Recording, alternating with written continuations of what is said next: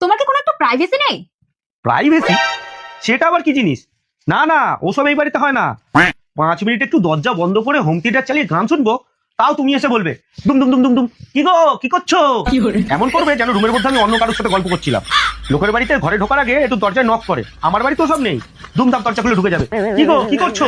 দরজা বন্ধ করে কি করছো? ছিটকেনে দিয়েছো কেন? কি এমন কাজ করছো? বাথরুমে গিয়েও আমার শান্তি নেই। একটু বাথরুমে গিয়ে যদি বসে বসে 5 মিনিট ফিউচার প্ল্যানিং করি, সেখানে কেউ শুরু করে দেবে দুম দুম দুম দুম। কি গো এতক্ষণ কি করছো ভেতরে? অনেকক্ষণ হয়ে গেল, স্নান করতে এতক্ষণ সময় লাগে নাকি? কারোর একটা ফোন এলেই হলো, পেছন পেছন সারাক্ষণ ঘুরঘুর করবে। কি গো কে ফোন করেছে? হ্যাঁ কি কথা বলছে এতক্ষণ ধরে?